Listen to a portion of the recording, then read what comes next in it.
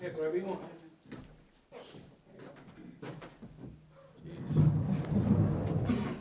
Honored.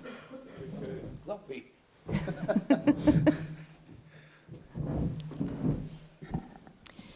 Good morning and welcome to Truist Park.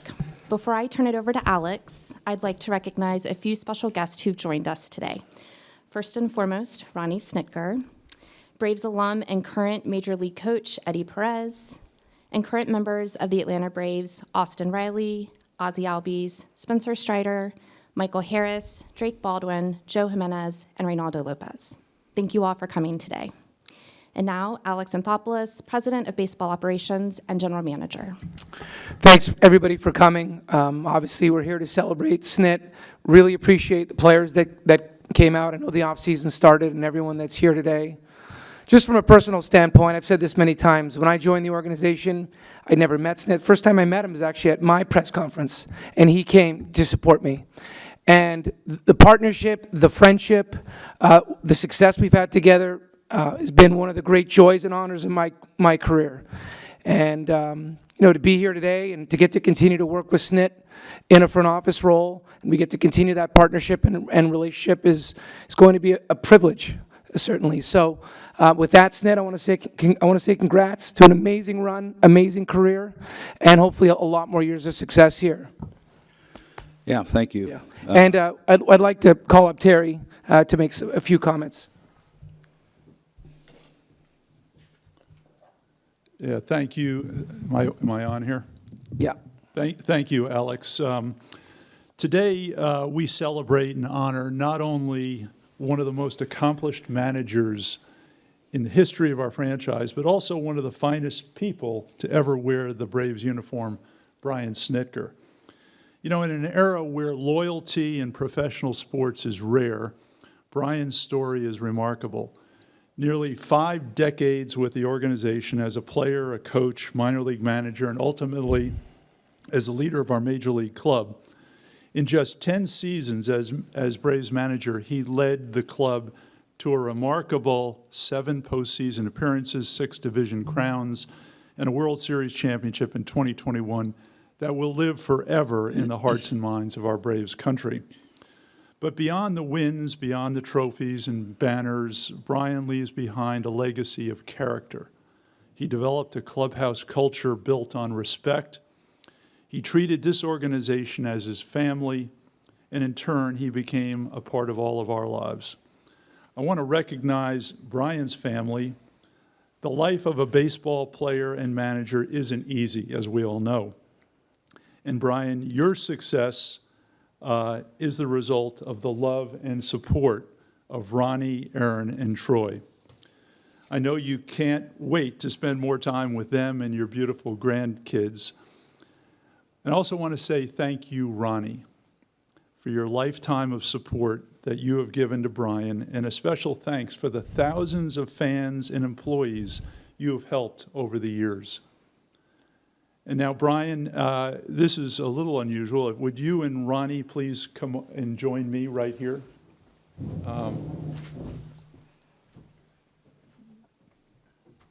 Hug your sweetie. You know, on behalf of the Braves organization, I want to say thank you, Brian. Thank you for your decades of service and for your leadership.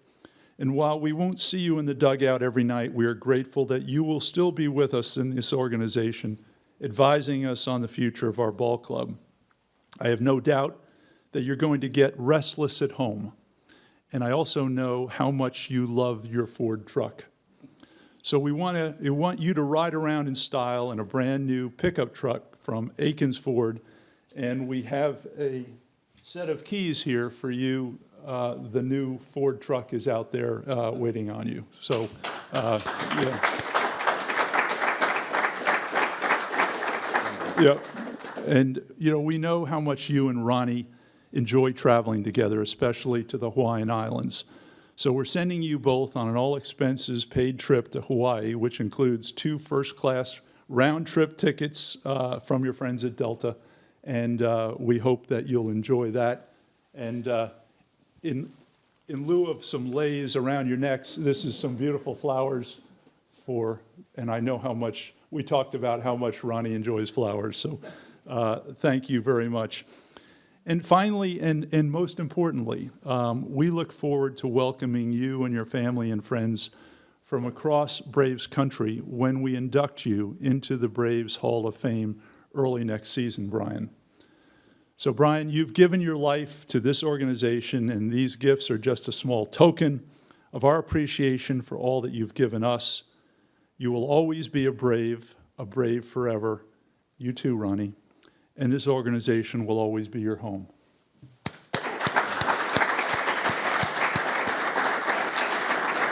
You go back.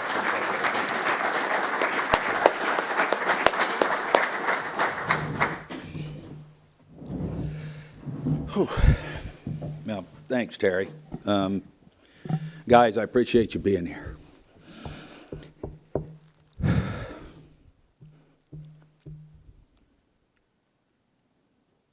Just give me a minute. 3 years ago, I signed the extension, and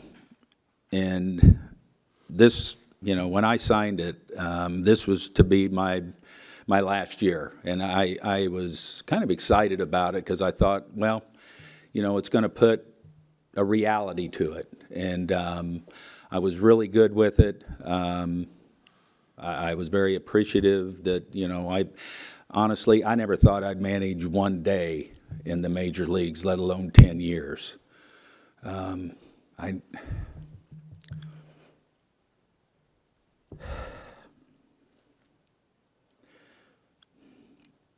never thought I'd hoist a trophy.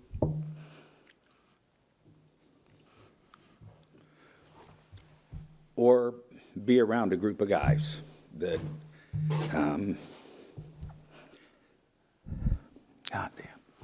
that makes this so special.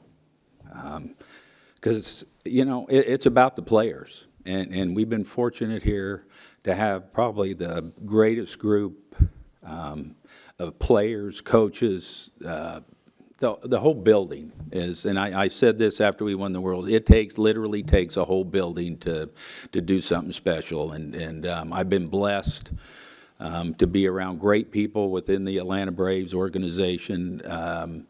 Everybody in that clubhouse, the player, it's about the players. God, the relationships and the friendships that I'll have the rest of my life for that group or the players, and it's so special. I'm excited to continue to be a part, and I saw a couple of them the other day, and it's like, you're not getting rid of me. I'm still going to be here. I'm going to be in spring training. I'm excited about this new role. Until, and this is the truth, until like the last 3 weeks of this season, I know you can ask the coaches, I talked about, this being my last year, but I think when you're sitting in this seat and you're in the heat of the battle, I don't know, and I said, I'm going to need a little time after that last out to really decide what I want to do. And I don't think, and it was after I got home and I got to decompress a little bit that, I did decide that this is the right move, because I said, if you wait to retire till you're ready to retire, you never will. And I figured that out. And I know in my medias, when I was asked, it's like, I've never been through this. I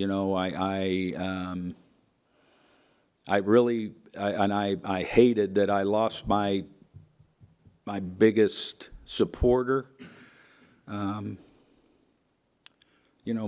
my go-to guy. I lost him, but I could still go sit with him and talk to him, but I couldn't, I needed that probably more this past month than I ever have in all the years that I've been managing. So, you know what? In my mind, I'm ready for this next step. I don't think I'm, like I said, it's one of those things. I think if you wait to do it till you're ready, you never will. And I'm ready for this next step. I'm grateful, because I was appreciative 3 years ago because it puts a little light on it, because I said now I have a definitive, because I didn't, it was a little clarity for me that this would be it, and and it took a while after, because you get in game mode and that game adrenaline, and I'm sitting in this seat and I'm sitting in that office, and my focus is on today and winning that game. And just like I always told the players, it's like you're never guaranteed tomorrow, so the most important day you have is today, and you do everything you can, and you suck the life out and you win today's game, and then worry about tomorrow. And I think, but after sitting around a little those few days and kind of reflecting and all, you know what, I'm ready for this next challenge and the next stage of my career. And I'm grateful for Terry and the Braves for allowing that to happen here, and to always be a Brave. And I will. I said an old friend of mine and colleague told me one time, it's just like once a Brave, always a Brave. And man, that's true. There's nothing like it.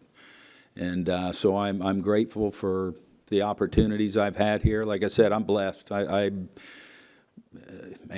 blessed to have been with some of the greatest guys in the world for 10 years.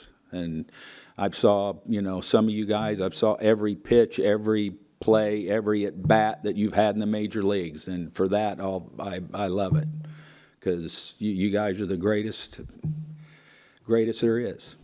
And but it's going to be, I say I'm excited. I'm excited for this new chapter in my life, because I think at some point in time everybody has to have that. So I'm blessed that I can do it here in a place where I was born and raised with this organization, and to continue to help any way I can for those guys sitting out there for when the next year's team, and so. Appreciate it. Thank you all for being here, and it means the world. It means the world to, and this thing's about relationships and friendships. I said, the job's not hard to leave. The relationships and experiences and all that's what's tough. Not seeing guys every day and working relationships, and we got an unbelievable team here that we work with, from we got the greatest trainers, strength coaches, video guys that I nuzzle up to all the time. They're kind of my sounding boards. It's everybody, the clubhouse kids, the clubhouse staff, the media. And to thank the media. I thank you guys. I know it's not an easy job, me sitting here, you sitting over there. You got to do, but you guys have been great, and I appreciate everything that you did for me, and how you handled things and the tough times, but you guys were all great, and I appreciate everything you've done for me. And too, there's relationships there. The TV guys, the people that you see every day. That put us on the air. I've made some unbelievable relationships and friendships there, that just people that I love to death. So,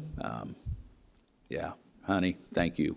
God, again, I wouldn't be here without you.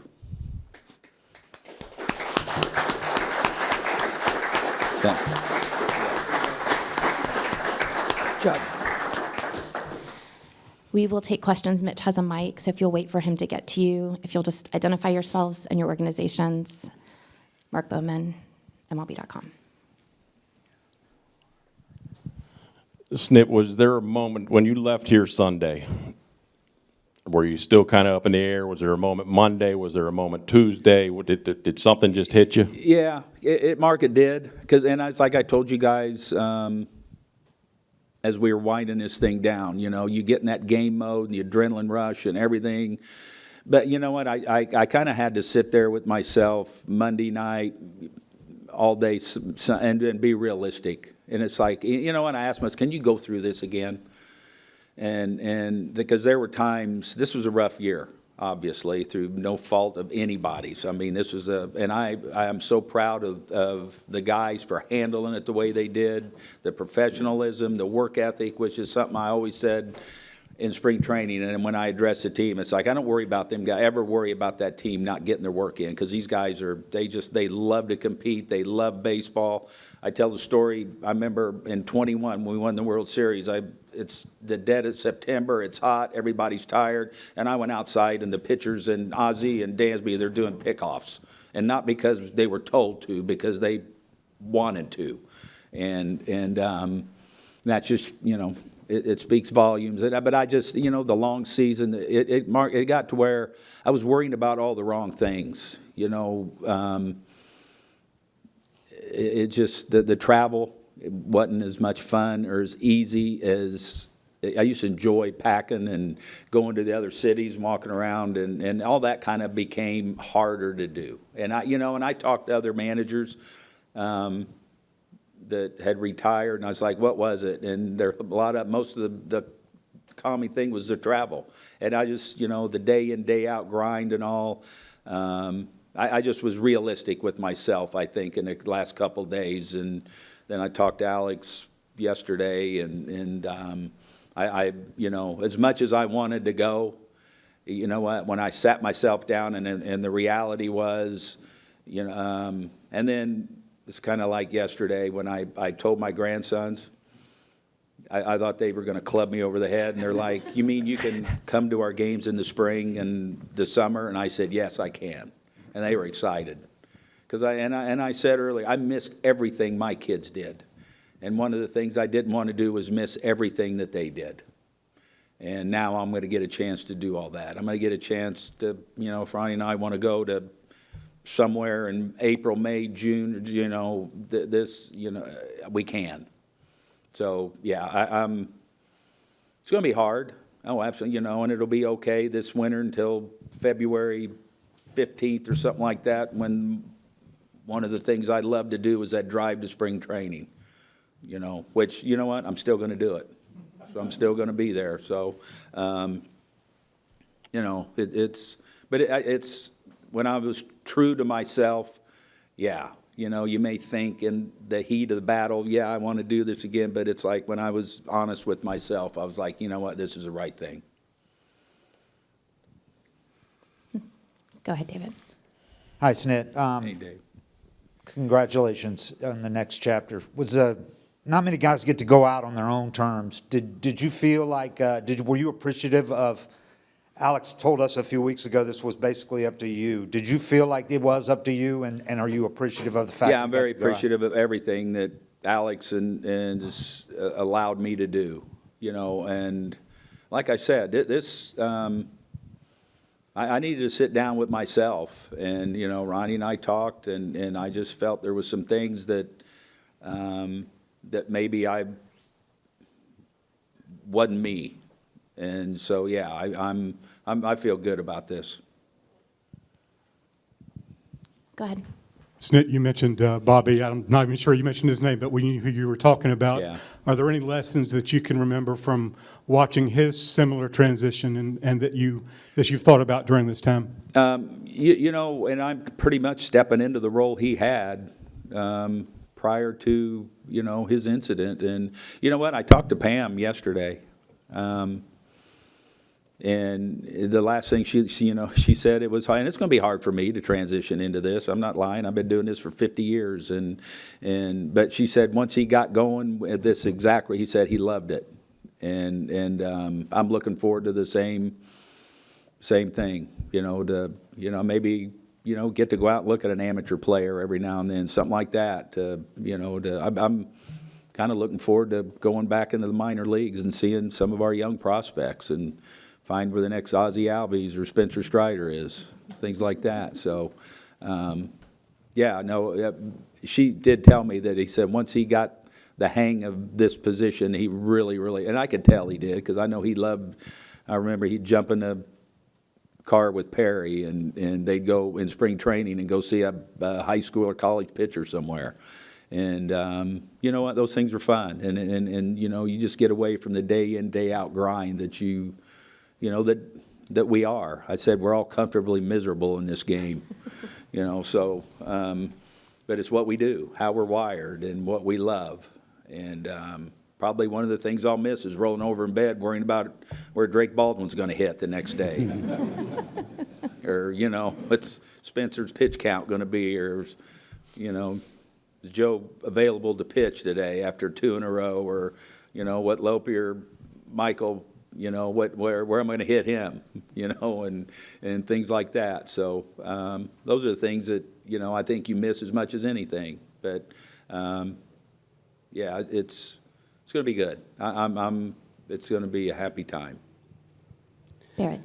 Barrett Salee, 680 The Fans. That's kind of what I was going to ask, but specifically, what are you most excited about to do in your new role? You know what? It's just the freedom that I'll have, and talking to Terry and Alex, and it's going to be, pretty much my job to define, and the freedom that I'll have, and I think after 50 years, I still have something to offer, with everything I've experienced and all, but I just think, not being, 7 months a year, that you're just focused completely on one thing. You can kind of put your efforts and mind in other places. Zach. Hey, Snit, Zach Klein from Channel 2. Just can you clear up something, because maybe I just misunderstood it. When you signed that deal 3 years ago, did you know at that point that this would be the end? And was at the end of the season where you were just kind of getting torn? Yeah, exactly. I mean, it was when we signed this, when I signed it, and I felt good about that because I said, I don't know that I'd ever stop, quite honestly. So I kind of, knew that. And then as you go in, and if you'd asked me in April, May, June, or July, I said, heck yeah, I'm done when this is over. But you know what, 2 weeks to go, and you're still, in the heat of the battle and everything, then, and like I said, I'd never been through this, so I didn't know what I was going to think, how I was going to react or whatever, but you know what, once I decompressed a little bit, I was like, you know what, it is time. When I look back and, on the 53rd floor in New York, and it's 90 degrees in my room, and things like, it's like, it's just certain things,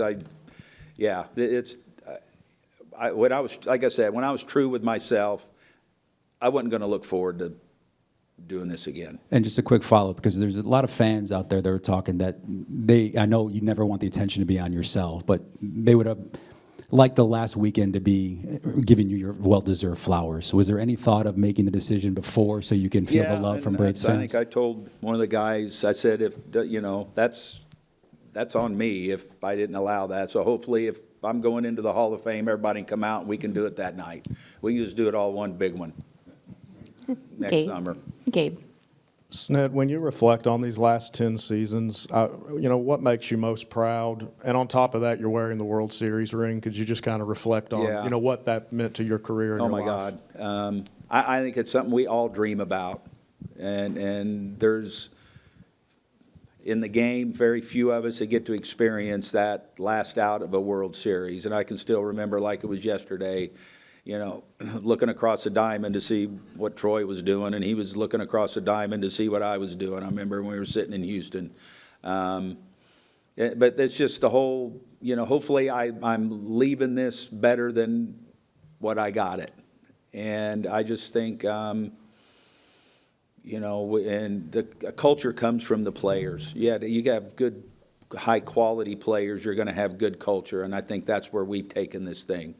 I kind of feel like when I first got it, there was a lot of square pegs and round holes, and we worked our butts off over the, to try and rectify that, and we did, and by getting a young Ozzie Albies and guys like that up here, we created, these guys created a culture, and I'm proud I'm proud that when I talked to players from other teams and they looked across the diamond and they saw how our teams played every night, how our guys came to play with energy, how, their dedication to the game, they see that. Teams and guys wanted to be a part of that. And when we brought guys in, they wanted to be a part of this. And you could, when you get that, you can bring a guy in with maybe a little rough around the edges because they want to be a part of this, because they want to play with these guys and they want to be a part of what we got going on here.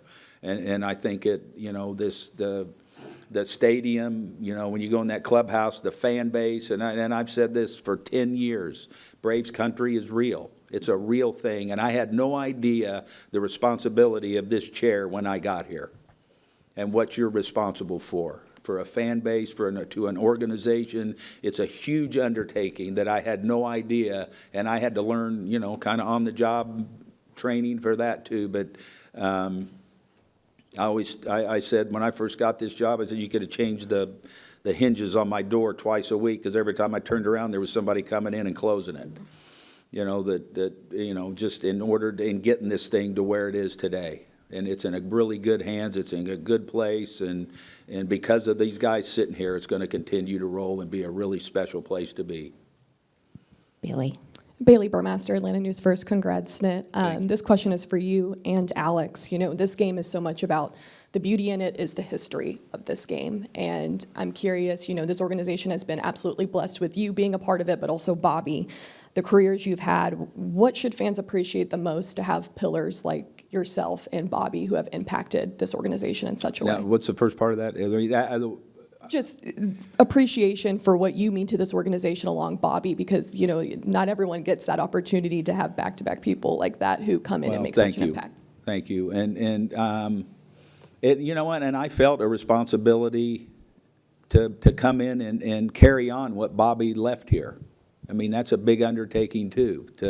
And I would tell the players too, we're not like everybody else. I tell them this every spring. We're not like everybody else. And out of respect of the Hall of Famers that put all those flags up there, we're going to do things the right way, in the organizational way and you know what? Nobody ever has had a problem with that.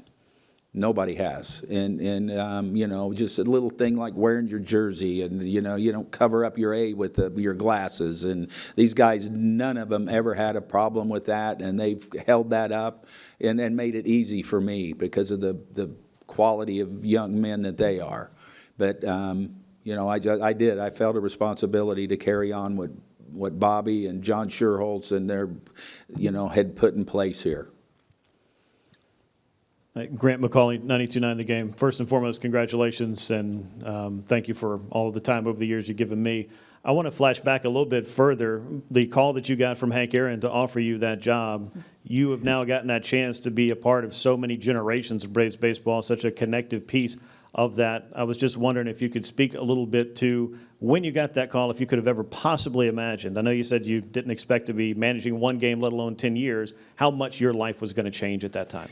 Yeah, I didn't realize at the time that was, I was in Double-A and pretty much got released, and still my arm still works. So, Hank offered me that job, so I went out there and towed the rubber and threw batting practice for an hour every day and hit ground balls, and then he gave me an opportunity to manage the instructional league, and then gave me a full team in Anderson, South Carolina, 50 years ago, or 47 years ago, whatever it was. Now, I had no idea. You know what? I was single and just loving baseball and was do anything in the world that he wanted me to do. And I was blessed, too, that, I became friends with one of the greatest players of all time, and he became a close personal friend and very, indebted into my family and what I was doing and I said I was blessed to be raised by Hall of Famers and people that did it right. And, and then in turn was blessed to watch the development and rise of Hall of Famers. We didn't know when we drafted all those guys they were going to be Hall of Famers. The only guy we knew was a Hall of Famer, what it looked like was Hank running around. And then all of a sudden we draft these guys and they become Hall of Famers, and you watch that development and who they were as young players and how they developed, and it's pretty. That's pretty special in itself. And to see those guys still walking the halls is really special too. It goes all the way back to that. And I remember signing my first contract in a bathroom at DeKalb College after a workout. I thought, boy, this is really great. He'd take pictures and send Mom, on the urinal, whatever, signing my contract. So, and I tell people too, I said, heck, my first 2 years in pro baseball, I didn't have a locker till we got to AA. I mean, you had a hook in a wall, you know, in rookie league and A-ball. There wasn't no such thing as lockers. You showered on pallets, and, you know, they didn't even wash your uniforms in spring training, but like twice a week. So, yeah, I look back on those days when we had Ronnie and we'd go into a town and she'd go to the consignment store and buy bunk beds for the kids, and we'd sleep on a mattress at the base of it, you know, and you're balancing your checkbook to go to Kroger.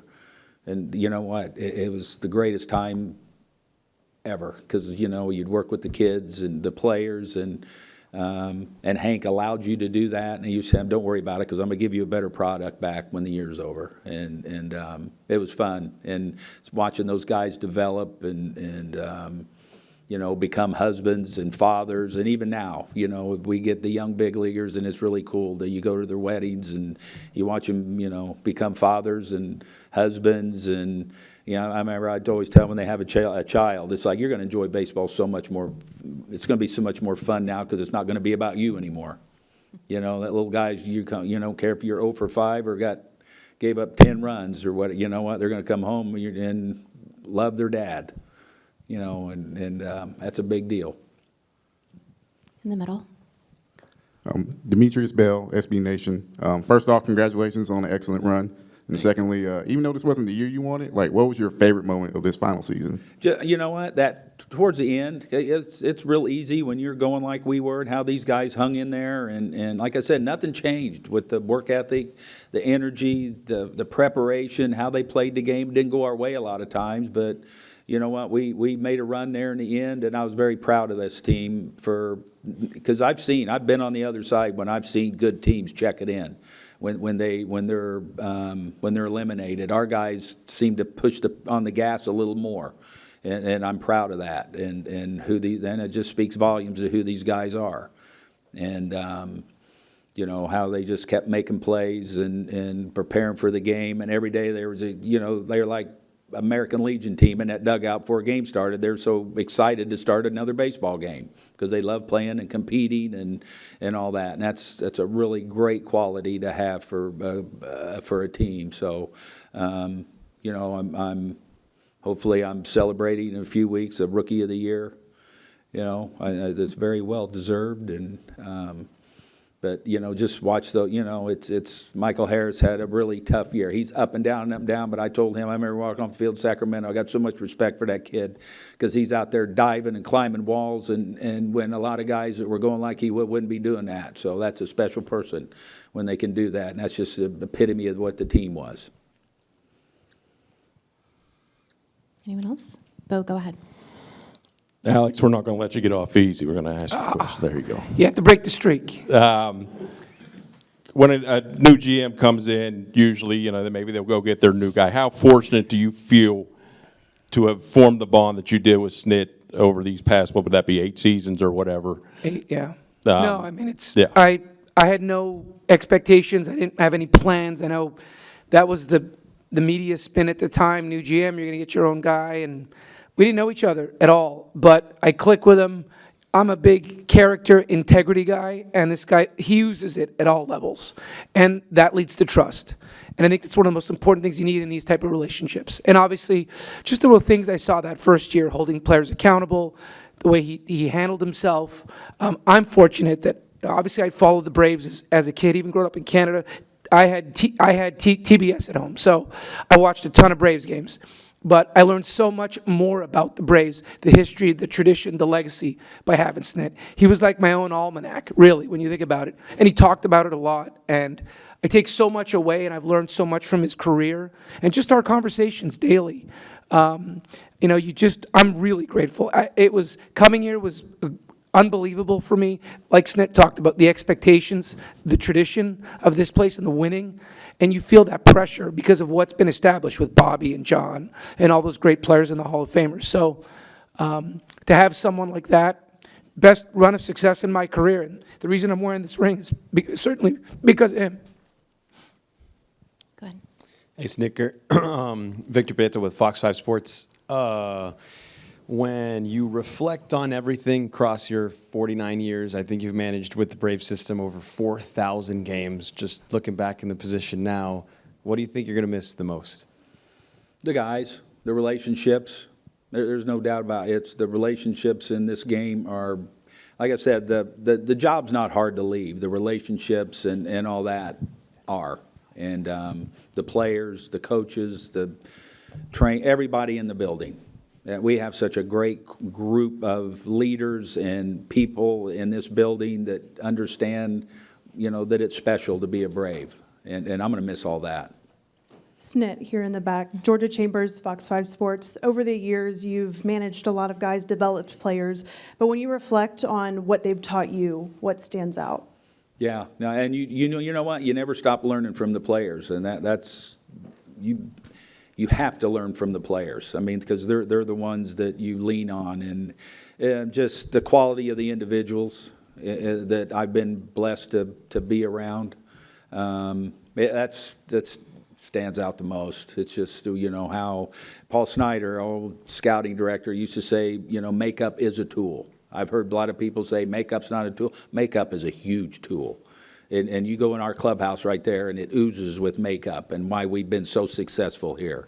And why that thing I talked about earlier, just the energy, the passion, the work ethic is because of makeup. And that's one of the things I think that why this organization has been so successful. Because if you didn't have that makeup or whatever, then you weren't around here very long. I mean, because it takes that to win. Zach. Hey, Snit, when you finally came to peace with the decision and you told Ronnie that it's moving on to the next chapter, how'd she take it and what was her reaction? No, she was good. She's always yeah. No, that's pretty much like she said. It's it's my daughter. We're going through a rough spot during the summer. She goes, "Dad, can you just come home?" And it is. It's now we have.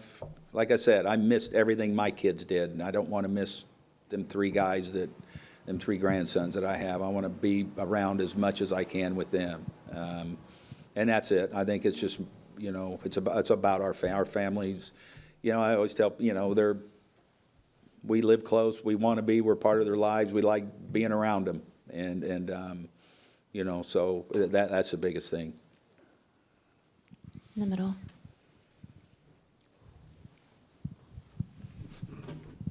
Ken Segura, the Land Journal-Constitution, I'll add my congratulations. I'm curious, 49 years, and you mentioned a lot of hardship, difficult times. Were there ever times where you thought, I like this, but maybe there's another way to make a living that's going to be better for a family, or whatever? What was kind of the closest you ever came to? No, I think one of my recycles, I went on the back porch and and just wondered if this was for me. There's been a couple, early on, and then, like I say, one of my recycles from the big leagues, it was, do I want to keep putting myself through this? But it never got to the point where I actually acted on it, obviously. So, but, there's always, I think, things when you have a young family, you're not making much money. Can I go? I didn't have much faith in myself of doing anything else, honestly. Okay. Thank you. Thank you all. If the media will stay seated for just a minute so we can get players and staff out, I'd appreciate it. Thank you all for coming. All right. Good job. Are we good? All right, thanks.